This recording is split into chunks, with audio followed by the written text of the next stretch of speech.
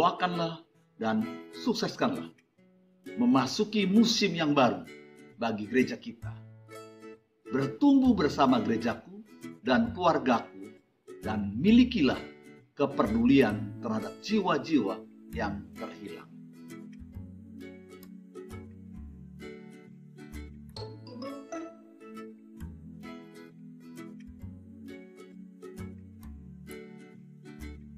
Dengan semangat baru, mari kita bersama membangun hope sebagai nilai-nilai berjemaat.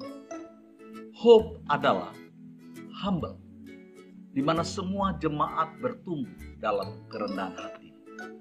O adalah objektif, bertumbuh dengan tujuan dan sasaran yang jelas. P, potensial, yaitu mengembangkan semua potensi untuk melayani Tuhan. Dan E adalah empati, sebuah sikap turut merasakan atas semua kebutuhan lingkungan, memiliki kepedulian atas keselamatan jiwa-jiwa.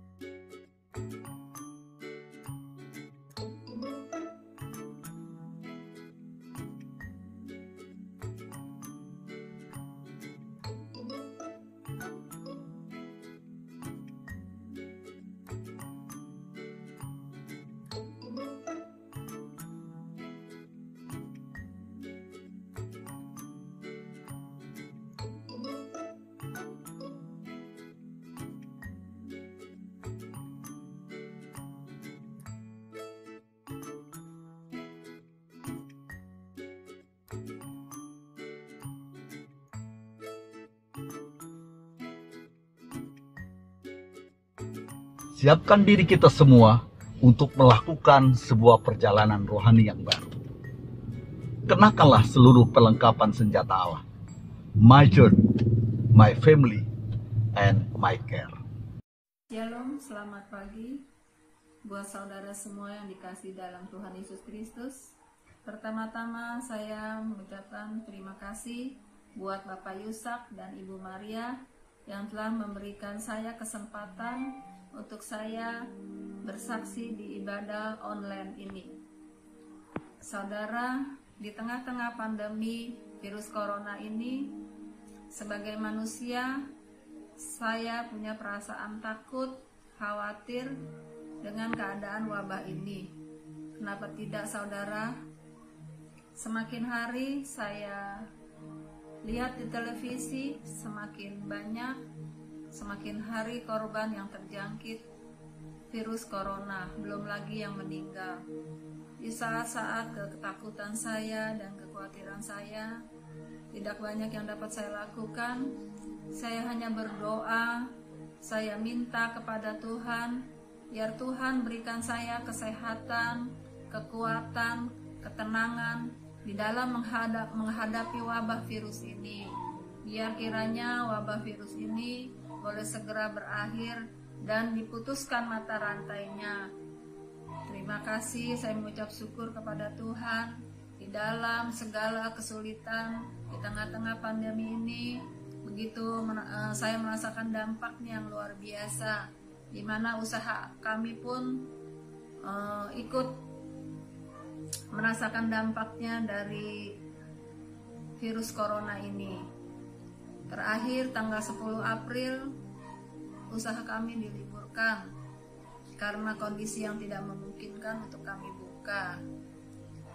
Untuk selanjutnya kami pun merasa takut juga karena dengar di televisi stok darah PMI semakin hari semakin menipis persediaannya. Seperti yang saudara ketahui bahwa suami saya yang bernama Pak Osea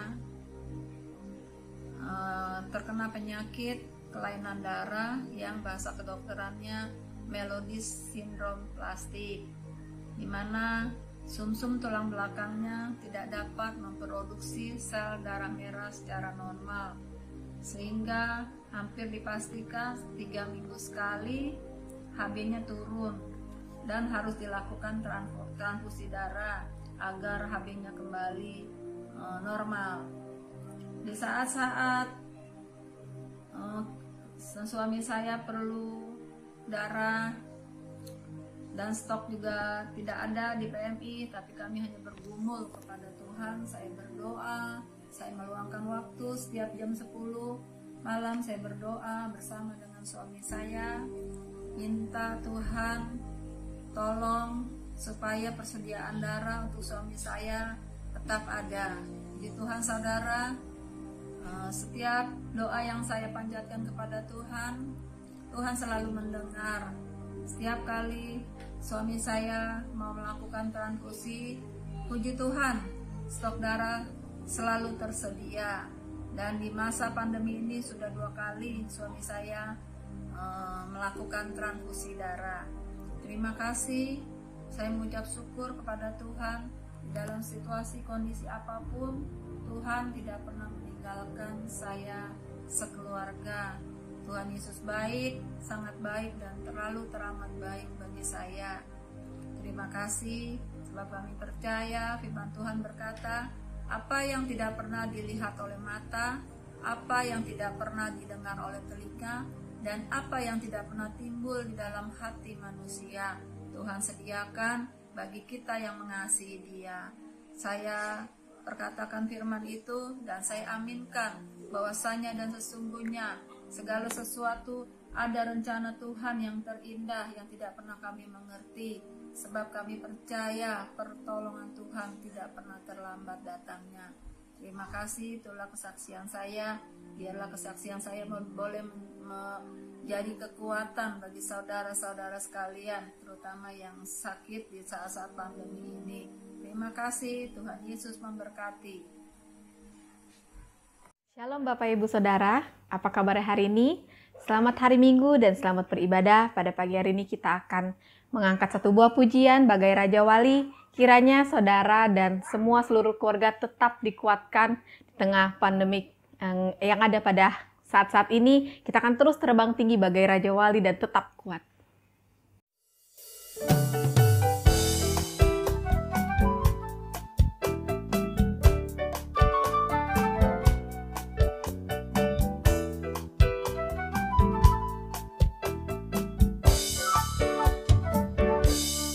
Aku ingin selalu berada di hadirat-Mu. Aku ingin selalu berlindung dalam naungan-Mu. Di bawah kepak sayap-Mu, Kau bawaku terbang tinggi, melintasi langit biru, bagaikan Raja Wali. Bagai Raja Wali, melintasi gunung tinggi. Bagai Raja Wali, melintasi badai hidup. Di bawah kepak sayap-Mu, Kau bawaku terbang tinggi, melintasi langit biru, bagaikan Raja Wali.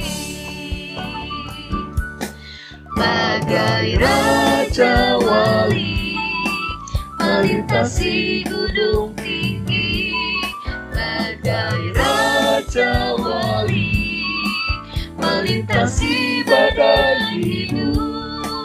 Di bawah kepak sayap-Mu, membawaku terbang tinggi, melintasi langit biru bagaikan Raja Wali.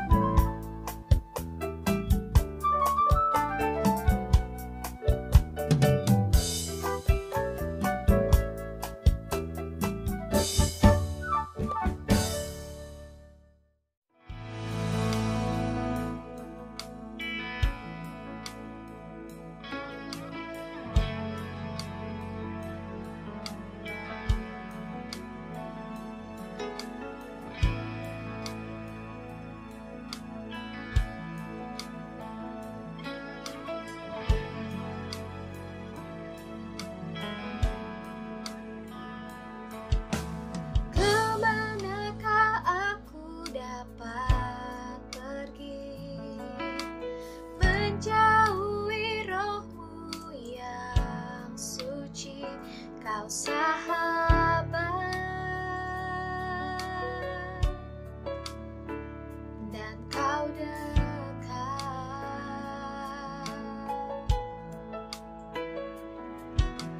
Bahkan seluruh pengabdianku tak bisa membalas kesetiaanmu, mulia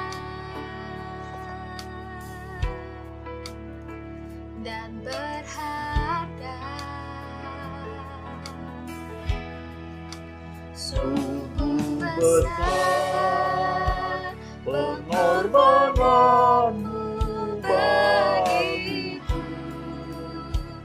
terlalu dalam untuk dimengerti. Sungguh besar, sungguh indah yang kau pikirkan tentangku, tak terselami bagiku. Sungguh indah.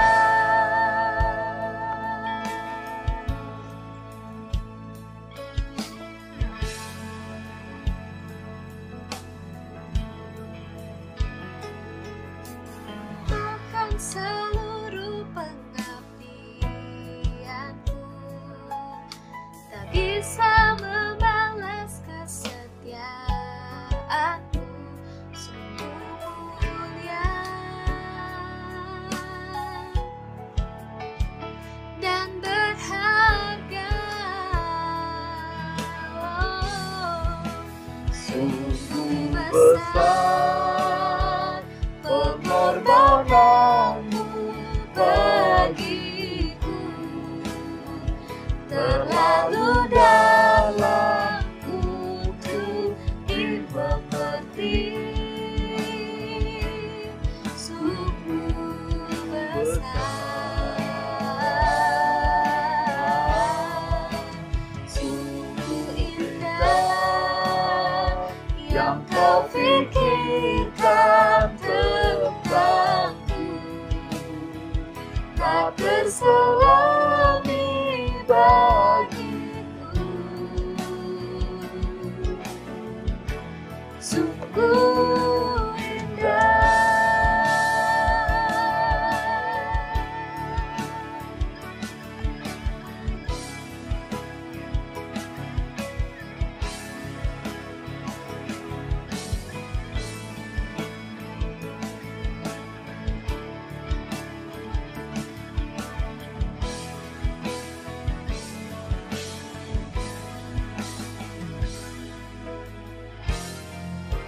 Sungguh besar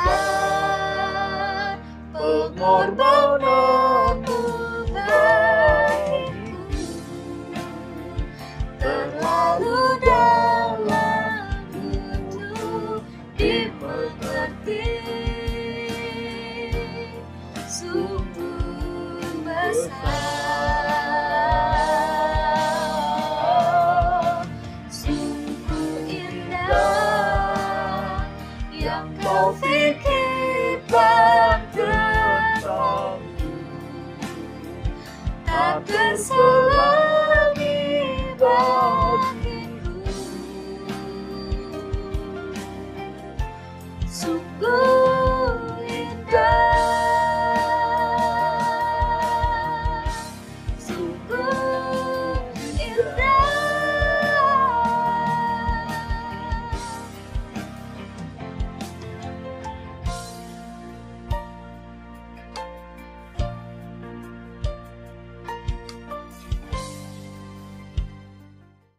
Shalom. Saya berharap semua saudara yang menyaksikan ibadah online ini dalam keadaan sehat-sehat semua, amin. Saya percaya mungkin hari ini saudara sudah tidak sabar lagi untuk keluar dari rumah Anda. Mungkin ibu-ibu, tante-tante hari ini sudah gambutnya gatal-gatal, mau kerembat. Mungkin kuku-kukunya juga mesti dipedikur, medicure, dan sebagainya. Mungkin anak-anak muda nggak tahan lagi mau ke mall, nonton, dan sebagainya.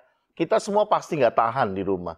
Tapi saya percaya bahwa kita akan menikmati fase-fase di mana stay at home di rumah masing-masing. Amin, saudara. Sebab kita bersuka cita pada hari ini, kita boleh berkesempatan untuk beribadah walaupun secara online, secara pribadi pada hari ini. Amin, saudara. Walaupun kita tahu bahwa di berita diberhadapkan dengan sangat banyak sekali jumlah korban yang ada. Korban yang meninggal dunia, korban yang sudah sembuh dan sebagainya, seluruh dunia yang mengalami COVID-19 dan sebagainya. Tapi marilah, sesuai tema renungan yang ingin saya bagikan hari ini adalah Tuhanlah yang tetap memegang kendali dalam kehidupan kita. Setiap dari kita pasti suka yang namanya memegang kendali dalam hidup ini. Kita ingin hidup kita mungkin berjalan sesuai dengan kehendak kita. Kita ingin relationship kita berjalan sesuai dengan harapan kita mungkin. Dan kita ingin mungkin pekerjaan kita beroperasi seperti impian kita. Namun saya yakin bahwa semua kita dapat sepakat bahwa seringkali hidup ini berjalan terlepas dari kendali kita secara pribadi. Contohnya mungkin kita yang inginnya sehat awal mulanya, tiba-tiba kita malah terserang oleh suatu penyakit, virus tertentu, dan sebagainya. Bagi anak muda, kita yang ingin memiliki hubungan yang bertahan dalam pacaran makin lama, tapi tiba-tiba hubungan kita malah berakhir dengan mengenaskan. Mungkin kita sudah merancang mau menikah di tahun ini, tanggalnya udah dicocokin, udah panggil suhu dari China, Korea, dan sebagainya. Bulannya bagus, tahunnya bagus, gagal gara-gara virus corona. Ada lagi yang mau melahirkan mungkin udah rancang tanggal 20 bulan 2, 20. Wah, bagus banget. Tapi gagal gara-gara virus corona, nggak jadi. Kita yang ingin mencari nafkah melalui pekerjaan kita, tiba-tiba malah terpaksa kita di PHK. Kenapa? Karena perusahaan sudah tidak mampu lagi bayar gaji kita. Dalam kehidupan ini, sesungguhnya tidak ada satupun yang ada di luar kontrol Tuhan. Di bawah langit dan di atas bumi, semua ada dalam kendalinya. Yang percaya katakan amin? Kita yang seringkali tidak menyadari, saudara, kekuasaan dan kekuatannya. Tuhan tahu segalanya.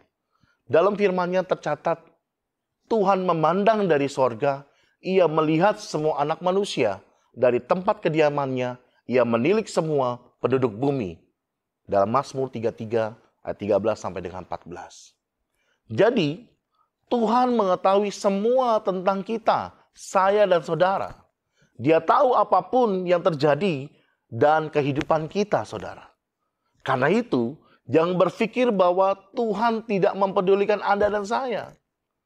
Izinkan Tuhan memegang kendali kehidupan kita. Bukan uang kita, bukan jabatan kita, bukan kedudukan atau diri kita. Kita mau andalkan Tuhan senantiasa di dalam hidup saya dan saudara. Amin. Dan seringkali kejadian-kejadian yang lepas dari kendali kita ini membuat kita stres dan depresi. Jadi pertanyaannya, apa yang harus kita lakukan sekarang? Saya beri 2 tips untuk renungan pada hari ini yang dapat saya berikan adalah, yang pertama adalah, berikanlah kendali hidupmu kepada Tuhan. Berikanlah kendali hidupmu kepada Tuhan. Alkitab mengatakan, percayalah kepada Tuhan dengan segenap hatimu dan janganlah bersandar kepada pengertianmu sendiri. Amsal 3 ayat 5. Alkitab tidak mengatakan percayalah kepada Tuhan dengan setengah-setengah. Tetapi Alkitab mengatakan percayalah kepada Tuhan dengan segenap hatimu. Contoh, jika kamu menyerahkan setir mobil hidupmu kepada Tuhan, tetapi kamu tetap ingin memegang kontrol pada pedal gas dan tidak mau pindah dari kursi pengemudi, saya jamin mobilmu tidak dapat terkemudi dengan baik. Setuju? Tetapi ketika kamu pindah ke kursi penumpang dan menyerahkan kendali penuh ke tangan Tuhan, kamu akan sampai ke tempat tujuan Tuhan dengan baik. Amin.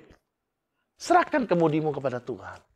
Contoh yang kedua, saat kita naik pesawat atau kapal pesiar sekalipun, semua kendali dipegang oleh sang ahli, bukan?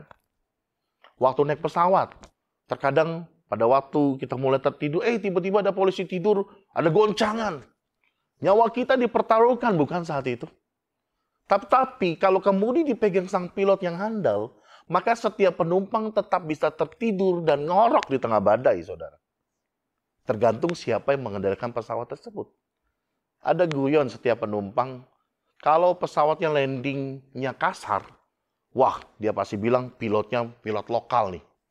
Tetapi kalau landing pesawatnya nyaris, tak terasa, nggak ada goncangan turunnya, smooth, wah, pilotnya orang bule nih, luar negeri nih. Itu mungkin sebuah lelucon dari setiap penumpang. Tetapi rancangan kita mungkin seringkali berbeda dengan rancangan Tuhan, saudara. Dan membuat kita bertanya-tanya, Tuhan, yakin nih begini caranya? Tetapi percayalah kepadanya, saudara.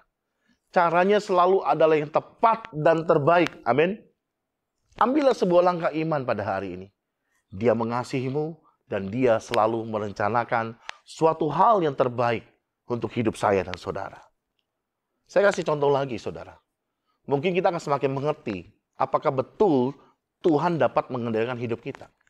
Siapa di antara kita yang memiliki profesi seorang guru? Atau dosen? Atau pengajar? Ada? Atau saudara dalam WFH ini seringkali merangkap sebagai guru pembimbing anak Anda? Istri saya Devi rutin jadi guru pembimbing ketiga anak saya, saudara. Ternyata memang jadi guru itu nggak gampang ya, saudara. Harus ekstra sabar. Kenapa saya bisa bilang begitu? Karena setiap saya lihat Devi mengajar, kalau melihat anak kita belajar nggak fokus, telat berpikir, saya pernah dikasih juga untuk pernah sekali ngajar. Aduh, nggak sabar, saudara. Nggak sabar. Kenapa? Karena kita berpikir ini anak nggak fokus, salah dalam menjawab pertanyaan. Kadang emosi kita nggak terkontrol gitu. Tapi mau tidak mau kesabaran istri saya diuji saat itu. Bahkan mungkin ibu-ibu sekarang pasang di statusnya stres ngajar anak. Kenapa? Karena saking stresnya dia luapkan di statusnya mungkin. Tapi yang saya mau kasih lihat di sini ada pelajaran saya dapat. Pelajarannya adalah pada saat kita menguji anak didik kita dalam sebuah tes, saya yakin ketika saudara memberikan pertanyaan, saudara pastinya sudah memiliki jawabannya juga kan?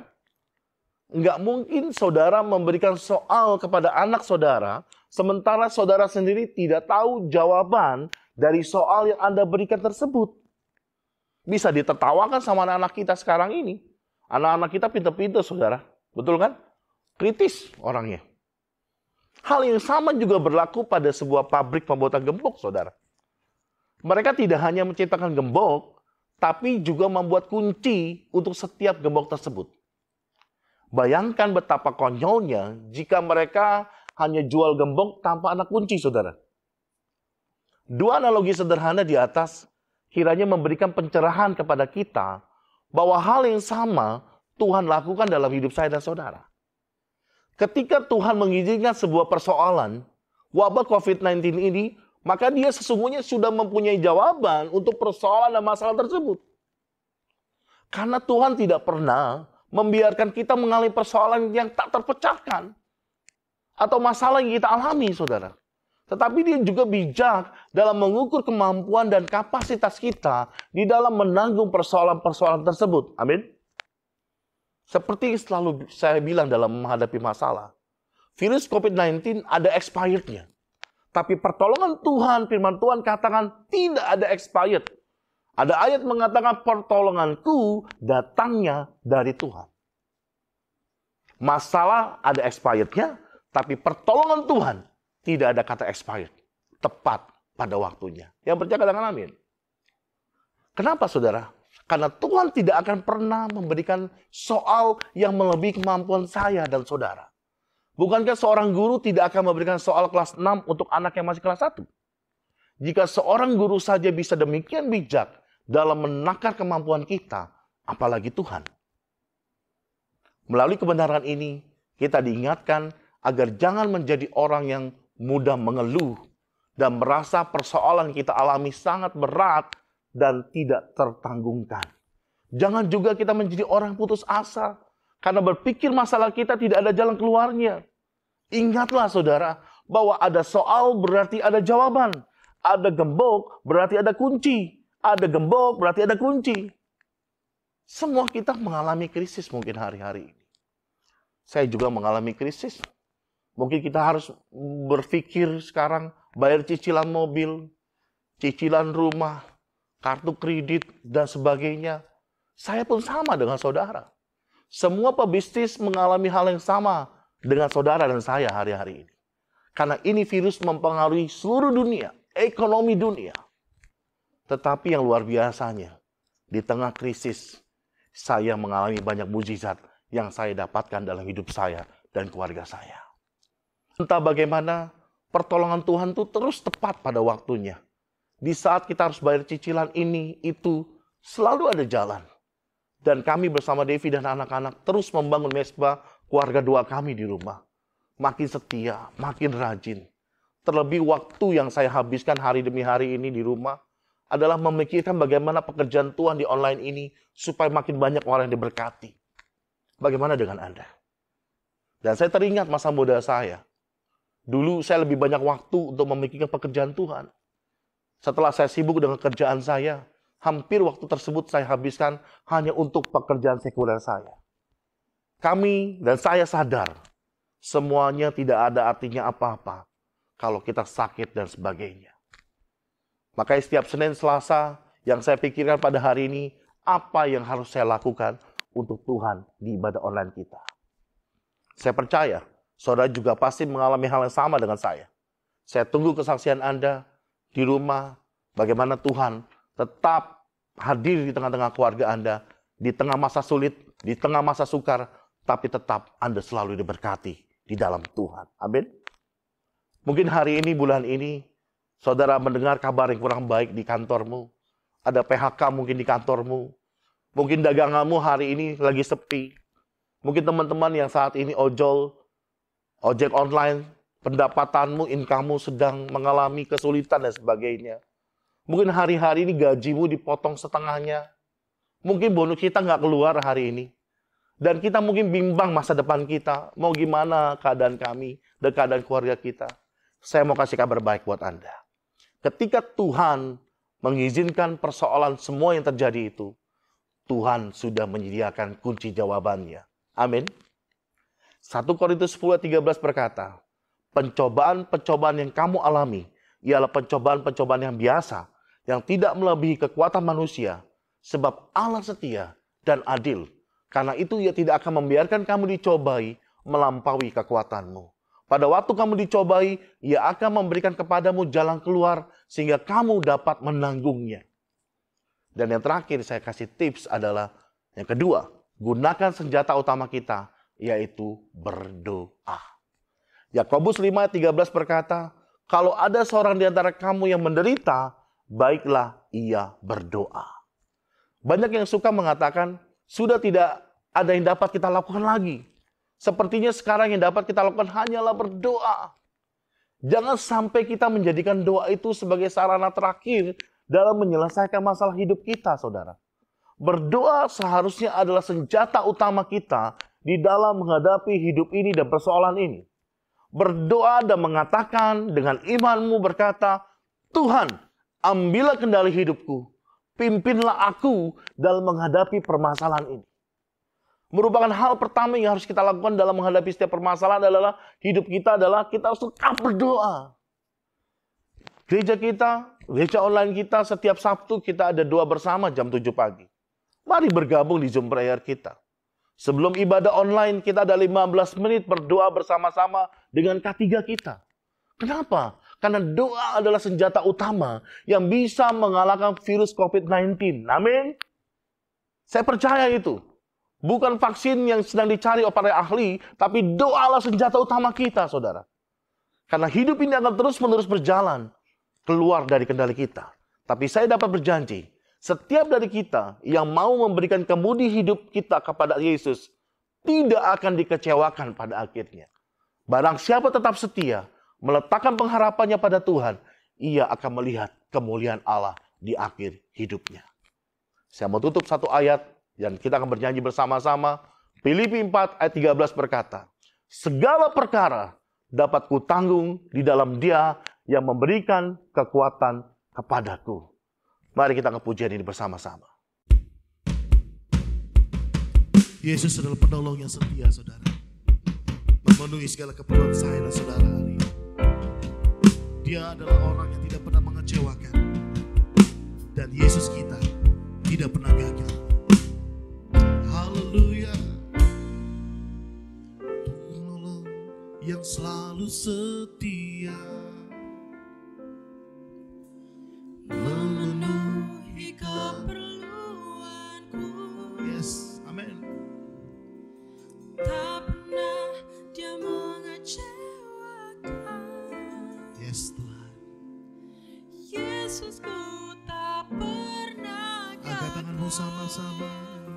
Segala perkara dapat ku tanggung di dalam Dia yang memberi kekuatan. Tuhan Yesus penolong dan sahabat. Tetap percaya Tuhan setia. Kaulah penolong kami, Tuhan.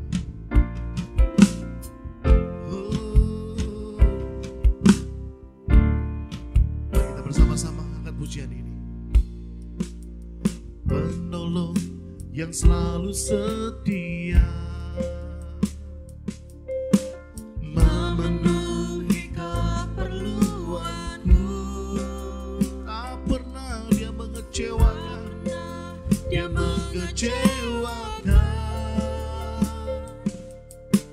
Yesusku tak pernah. Akan hiduplah tanganmu dan katakan, segala perkara dapat ku tanggung di dalam Dia yang memberi kekuatan. Tuhan Yesus penolong dan sahabat. Tetap percaya Tuhan setia.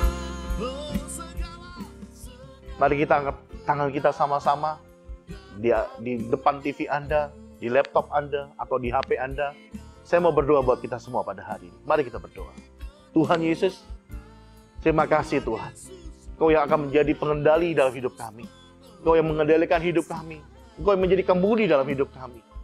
Tuhan, berikanlah pada kami hari ini anugerah untuk menjalani hari demi hari, menikmati setiap saat, menerima hal-hal yang sukar sebagai jalan menuju kedamaian, menerimanya seperti yang Yesus lakukan untuk dunia yang penuh dosa ini. Bukan seperti apa yang menurut kehendakku ya Bapa. Aku percaya bahwa Engkau akan membuat segalanya baik jika aku berserah kepada kehendak-Mu, supaya aku boleh berbahagia dalam hidup ini dan sungguh-sungguh bersukacita bersama-Mu selama-lamanya. Amin. Terima kasih saudara. Saudara telah menyaksikan tayangan ibadah online kita dari awal pada akhirnya. Kiranya Tuhan terus memberkati kita. Tetap semangat, tetap antusias, dan never give up. God bless you all. tetap percaya Tuhan Bersama saya hari ini KID dalam Breaking News GSC hari ini. Pertama, terima kasih untuk Pendeta Robi Handoko atas firman yang sudah kita dengar tentang hidup yang dikendalikan oleh Tuhan dan seluruh kru yang bertugas pada hari ini atas ibadah sehingga terjadinya terselenggaranya ibadah online hari ini. Ibadah online kita minggu depan seperti biasanya pada pukul 8 pagi dan jangan lupa mengikuti aturan yang sudah kita umumkan di awal tayangan ini. Jangan lupa juga jam 7 pagi Anda bisa berinteraktif dengan para host kita yang merupakan hamba Tuhan yang Anda siap membantu berdoa dan menjawab pertanyaan-pertanyaan Anda. Karena tayangan ibadah online kita ada live prayer-nya, Anda bisa klik live prayer tersebut dan sebutkan apa yang Anda perlukan dalam live prayer tersebut. Jangan lupa sebarkan dan undang teman-teman lain dapat menyaksikan ibadah online kita. Jika Bapak Ibu yang kesiangan untuk ibadah online setiap minggu setelah ibadah online ini, kita bisa menonton ulang di YouTube channel kita. Dan jangan lupa like and subscribe. Ya. Yang kedua, bagi saudara yang memberikan persembahan dapat memberikan di bawah ini rekening gereja GSCA. Memberi di masa kelimpahan itu biasa, justru memberi di masa sukar itu luar biasa. Bagi yang memberi persembahan perpuluhan, misi, dan persembahan COVID-19, silakan Anda bisa mentransfer nomor rekening di bawah ini. Yang luar biasa, kita sudah ada barcode gereja untuk persembahan, dan saudara bisa juga memakai OVO, GoPay, dan lain-lainnya. Lihat barcode-nya di akhir tayangan ini. Sehubungan dengan COVID-19, gereja telah ikut ambil bagian meringankan beban kepada 40 keluarga jemaat kita yang berisi 40 paket berisi 10 kilo beras dan 2 liter minyak kepada 40 keluarga yang telah disalurkan Selasa lalu. Buat teman-teman yang masih mau ikut partisipasi, bisa transfer ke rekening gereja di bawah ini. Saran dan kritik Anda sangat kami harapkan. Maka dari itu, selesai dari tayangan ini, saudara bisa boleh memberikan saran ataupun kritik dan dapat menghubungi Bapak Robi supaya tayangan ini lebih baik. Jangan lupa, tiap hari Sabtu juga kita ada doa pagi, dimulai jam 7 pagi, dan link Zoom-nya akan kita share di grup online. Anda tinggal klik linknya, lalu masukkan user ID dan passwordnya. Kita akan bergabung berdoa bersama di Zoom player Sabtu depan jam 7 pagi. Baik, sekian seluruh rangkaian ibadah online kita. Akhir kata, saya Kaidir, pamit diri. God bless you.